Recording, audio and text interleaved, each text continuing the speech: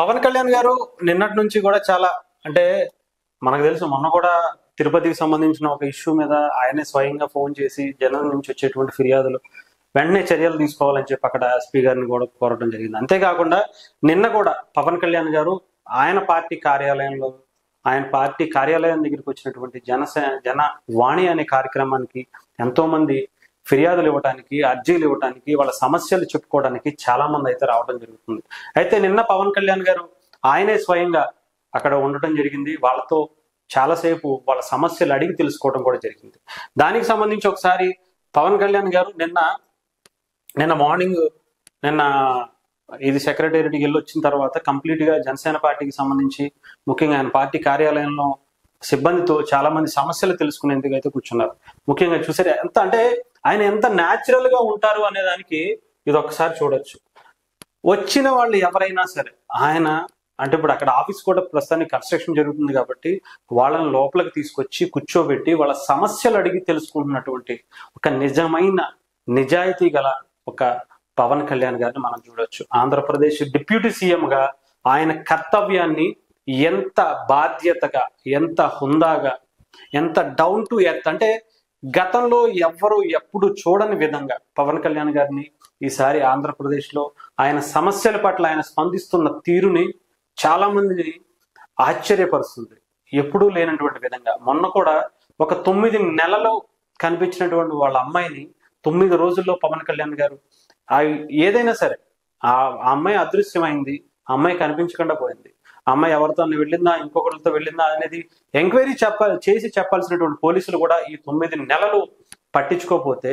9 రోజుల్లో ఆ అమ్మాయి కాశ్మీర్లో ఉంది అని చెప్పి బయటకు తీసుకొచ్చే పరిస్థితి. అలాంటివి అనేక కార్యక్రమాలు పవన్ కళ్యాణ్ గారు స్వయంగా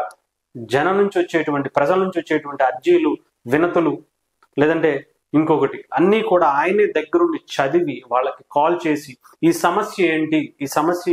ఇది ఇక్కడ వచ్చిందని చెప్పి, ఇక్కడ ఉందని చెప్పి నాకు ఫోన్ చేశారు, నాకు మెసేజ్ చేశారు, లేదంటే నాకు ఇది ఈ ఉత్తరం ద్వారా వచ్చింది, నాకు అర్జీ ద్వారా ఇక్కడ ఇచ్చి వెళ్ళారు, దీని మీద మీ యాక్షన్ ఏంటి, నాకు వెంటనే దీని గురించి రిటర్న్ కాల్ చేయాలి, దీని పట్ల నాకు అక్కడ సమస్య క్లియర్ అయిందా లేదా, అవ్వకపోతే ఎందుకు అవ్వలేదు, దానికన్నా సాధ్య అసాధ్యాలు ఏంటి, అవన్నీ కూడా తెలుసుకుని నాకు వెంటనే చెప్పాలని చెప్పి అధికారులని, ఆ శాఖకు సంబంధించిన అధికారులని పవన్ కళ్యాణ్ గారు స్వయంగా మాట్లాడుతున్నారట. ఇకపోతే నిన్న కూడా ఆయన అదే కార్యక్రమాన్ని ఆయన పార్టీ కార్యాలయంలో, జనసేన పార్టీ కార్యాలయం మంగళగిరిలో ఆయన నిన్న కూడా చేరడం జరిగింది. అక్కడ కూర్చోడానికి ఇబ్బందిగా ఉన్నా సరే ఒక రెడీ అవుతున్నటువంటి ఒక బిల్డింగ్ పక్కన కూర్చోబెట్టి వాళ్ళకి ఉన్నటువంటి సమస్యల్ని అందరి గురించి తెలుసుకుంటూ, వింటూ,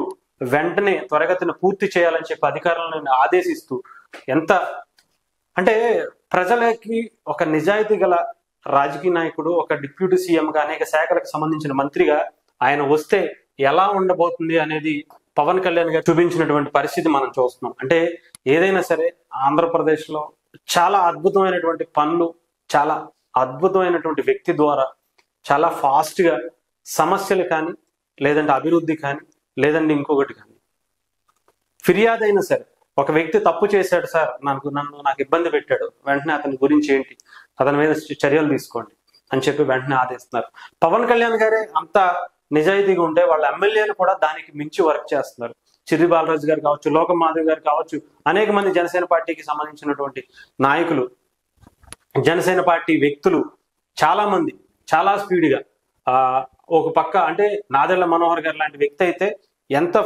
ఫాస్ట్ గా వర్క్ చేస్తున్నారనేది మనం చూస్తున్నాం. ఆ శాఖకు సంబంధించి పనులతో పాటు, ఆయన నియోజకవర్గ అభివృద్ధితో పాటు, అక్కడ ఉన్నటువంటి సమస్యలతో పాటు ఒక పక్క కందుల దుర్గేష్ గారు, ఒక పక్క ఈయన